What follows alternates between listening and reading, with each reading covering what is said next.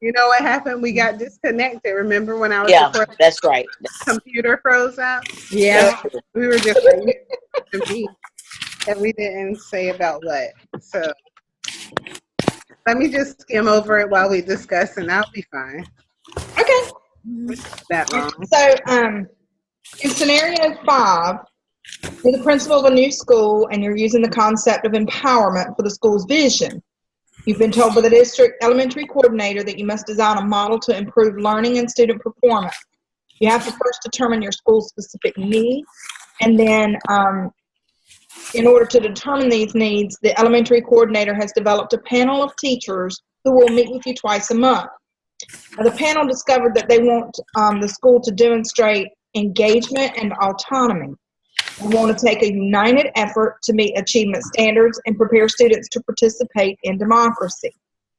For example, the administrators, the teachers, the support staff, students, parents, and community members will have a voice that is heard when clear decisions are more likely to be successful and produce best education for children.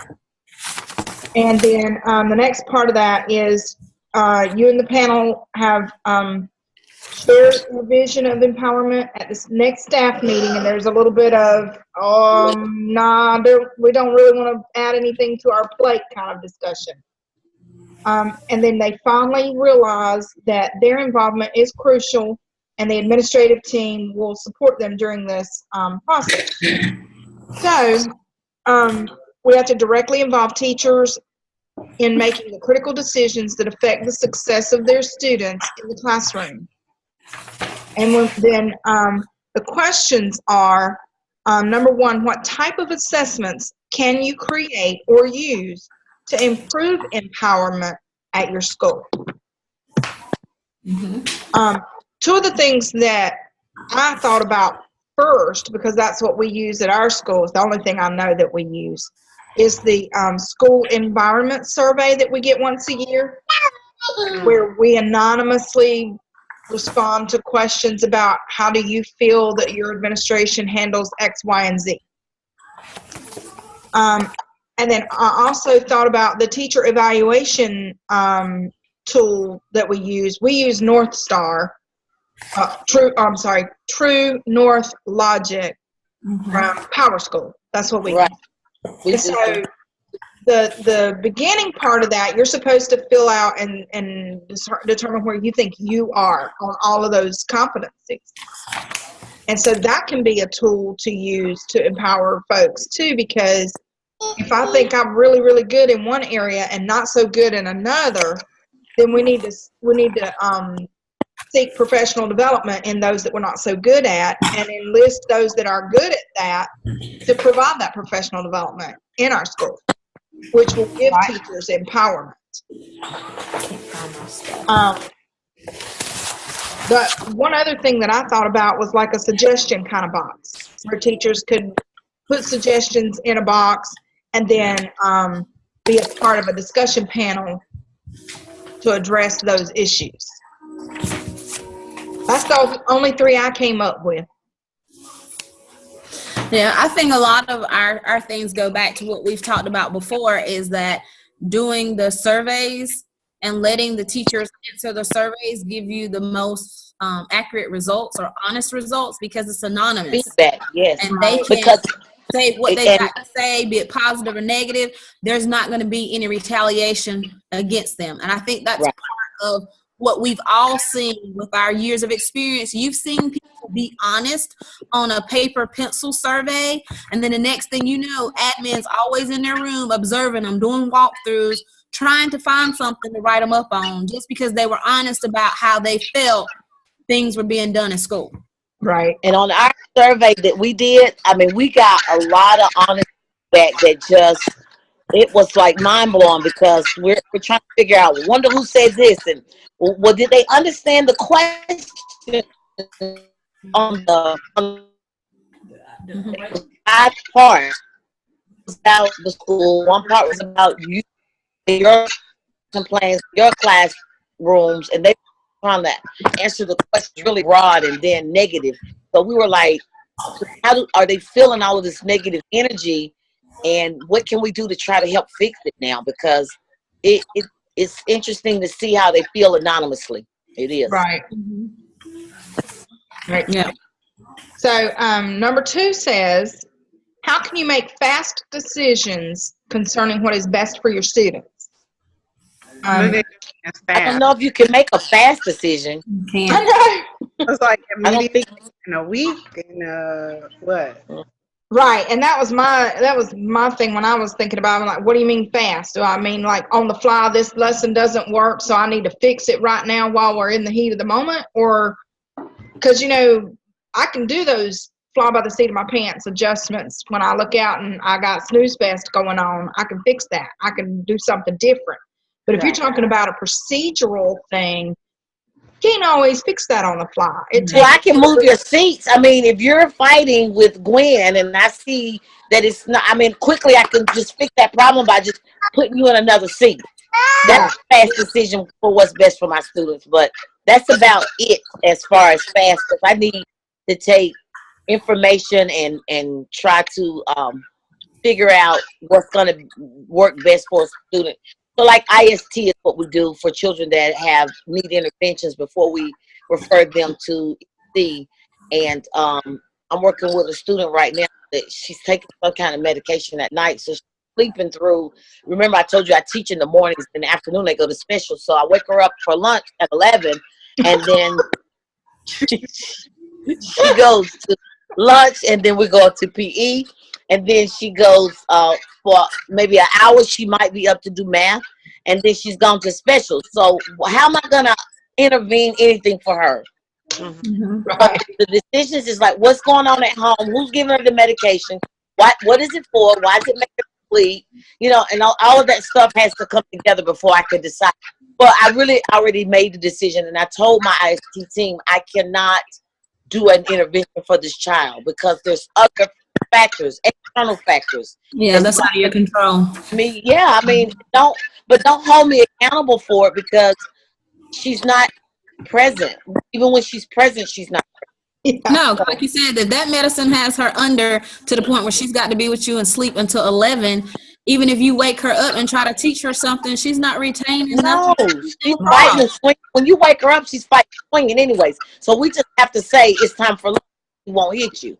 She'll just get on up and go because she wants to eat. But if you try to wake her up, she's But she was allegedly molested by her brother, taken out of that home environment, put in a home environment with her auntie that's telling me this is about her taking meds and, but now I've got her because she wouldn't even come in the classroom. So I've got her in the classroom. She was my most improved at awards day.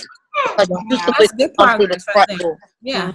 Yeah. So I don't think it can be done quickly. That's what I want to say about that. No, I don't agree with that wording of fast decisions because we've only been in school for 3 months. That's what it says. So we're a brand new school. We're still getting to know our scholars and learn, them, their learning styles, as well as what works for them and what works in our classroom. So again, like you're saying, if you got a snooze fest going on, or like Cynthia said, if 2 people are arguing and not getting along, then yes, you can fix that by, changing their seat or changing up the way you're teaching instruction or get them up, move around, put them in different groups, something like that. Yes, a fast decision. But if we're going to do something that impacts overall learning, like say a schedule change or something like that, that's something that's going to take time. You're going to have to see what's working, see what's not working. And then you may say, hey, I know how my schedule is. It's in the morning. I need to be teaching reading and I need to be doing math after lunch.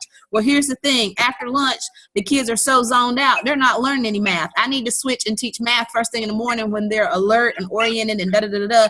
Yes. And try it and see that you got better results. And then that's a decision you can make that impacts their learning that will make things better in your classroom. Because with the reading, not that they're going to go to sleep, but at least with reading, you can put it with books on tape. You could have them read to each other so that you have to engage, and then you can have that student A ask student B some questions. If it's something as simple as, well, what's the title of our story? Who wrote our story? Who's the main character? Where's our story taking place? Because you're having to have that interaction with the book. So therefore, it would keep you awake and keep you involved. And if you wanted to switch, you could put them in groups of 4. So A and B talk together, C and D are talking together, and then you switch. A talks to D and B talks to C. That collaboration. That way they're staying on their toes as they're interacting, so nobody's going to sleep. Right, because they're keeping each other alert. Yes, and holding each other accountable. But I was just actually rereading the question.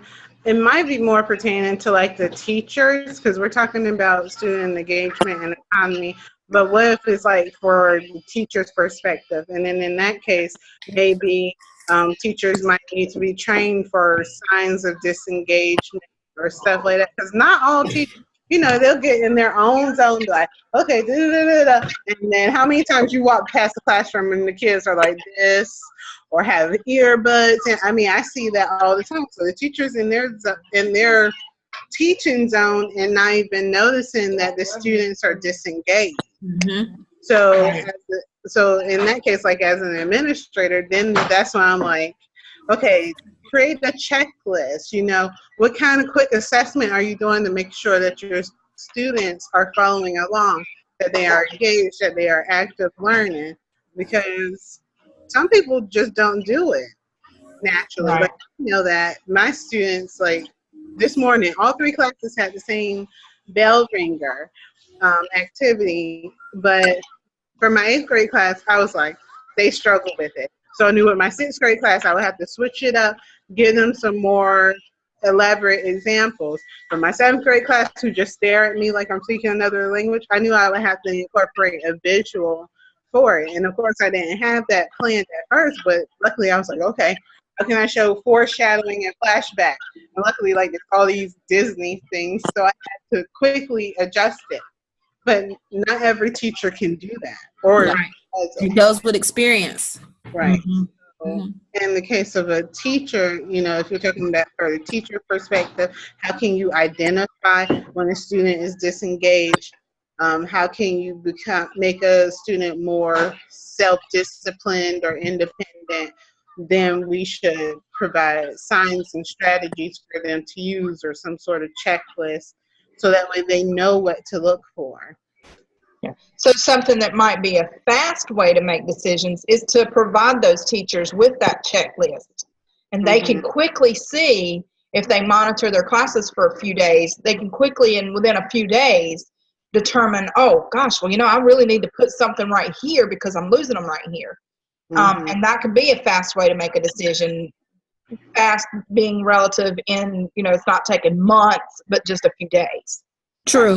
That might be something that they're looking for. Fast meaning a couple of days versus, yeah, we're 6 months down the road and we still have no clue how to engage our children. Right. Oh, whole quarter. That was a good idea with the checklist, that kind of thing. So number 3 says, how can you devote more time to your teachers in order to create empowerment? One of the things that I had talked about earlier is that we, as the teachers, came together and provided each other with like extra planning. So I would take care of your class during my planning period to give you an extra planning period during the day. Just a freebie, not because I need you to pay me back or whatever, but because I understand that you have something you need to do. And then at some point, somebody would return the favor for me. I would get an extra planning period because I need an extra little, you know, our planning periods are full. We have IEP meetings. We have to run off copies. We have to get lesson plans together. So if we get an extra one once in a while, just to do things like, gosh, if I could just sit and analyze this data, you know, which I don't normally have time to do during my regular planning period because I have so many other things I have to do. Right. So given an extra planning period amongst the teachers, creating that empowerment and teamwork, you know, and then offer times as the administrator that I would be available during your planning period to come and talk to me about stuff off the record, so to speak. Not something that I'm looking to get you at, but something where you can come and say, hey, I'm struggling with this right here. What kind of ideas do you have?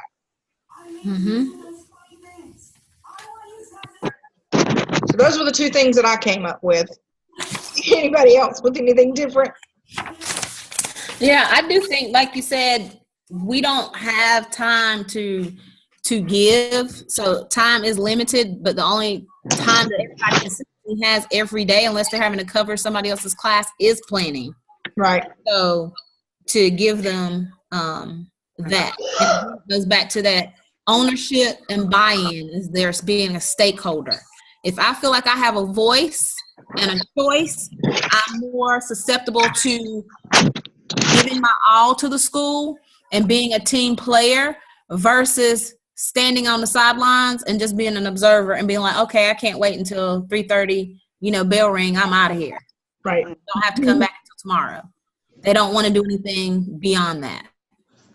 And time is very limited for my school. My principal's actually having me redo the schedule and put me on her scheduling committee for next year because teachers are covering so often. We talked about this before. The coverage issue is the biggest thing at my school, and so many teachers are still not having a plan. And we came back and we have 4 teachers who are leaving. So we have 4 vacancies, and then we had 3 teachers who were out sick. Of course they were out sick. They're sick and tired, that's right. They took a mental health day. That's right. Yes. Sick right after 5 days off. So I was like, you ain't healed by then. Are you serious? Yeah. Bless. So, yeah. All right. So moving on to scenario 6. Leadership through cultural development. School culture topics have been very hot throughout the school years, and administrators have created numerous training sessions. At the last 2 principal meetings, your school's goal is to promote leadership through cultural development, and you believe that the school's inextricably linked to the classroom culture. The school's culture is linked to the classroom culture. So with this in mind, you begin assessing your existing culture. You find collaborative and collegial relationships between staff members. People share ideas, problems, and solutions. You begin to spend time touring the school, talking with parents during morning duty, and invite community members to PTO. And then when you interact with staff members or students, you reinforce that culture so that when you step into the classrooms, you discuss student learning and curriculum and instruction. And your goal is to make every interaction involve reinforcing the core values of the school. So in order to do that, they have 3 questions to help understand the school culture. So question number 1, how can you create more professional development and staff reflection to promote leadership through cultural development? And again, I went back to utilize the staff members for professional development. If I don't like to admit when I don't do something right, but I can always, I'm ready to admit and readily do admit, Gwen, I saw her the other day, man, and I mean, she was awesome. She was up there and she was doing this great little activity, and I wish I could do something like that. Where do you get your stuff, Gwen? So we all know those people that excel in different things. So being able to let them lead in some professional development. Because I'm more likely to take what Gwen's using in her class because we teach in the same school than I am for Joe Blow, who goes to school I don't even know where and has I don't even know what kind of students. Will it work in my room? I don't know, Right. And then, but you're making a great point. Usually if you have similar students, similar setting, what's working in her room would work in your room, provided that you tweak it a little bit to meet your students' needs. Right. And it would go along with the culture of the school. That's the thing that gets me. Our school is so crazy unique because we have, we cater to the whole entire county. So we have 4 feeder systems within our county. And we get from low income to high income, we get all, I started to say all ethnicities, but not necessarily. We are mostly black, white with a little Latino in there as well. So it's not like a real broad range of ethnicities, but the socioeconomic classifications go from bottom of the barrel, ain't got nothing, to pretty much could have anything they wanted, but still yet have behavior issues or mental issues. Some of ours do have mental issues. So, we just get the gamut. So we just try to take care of all of that at one time. But in-house training would be more to our need, or suit our needs better, because we already have that culture in mind. Right. So And I think it will become more apparent to teachers who are more engaged with the culture of the school, because like it was saying, like, you interact with staff members, you talk to PTO, you interact with students and things like that. But if you're, just, I'm here to teach, I'm gonna lock myself in the classroom, I don't want to be dealing with these parents if I don't have to, or such and such, then you don't really get the true culture of the school. So right. by giving teachers an opportunity to engage with parents and students outside of the classroom, then they become more aware of the real situations that are going on, or the true school culture, the true culture of the school, Mm-hmm. That would be my professional development. Like, I would like get to know a parent. I don't know.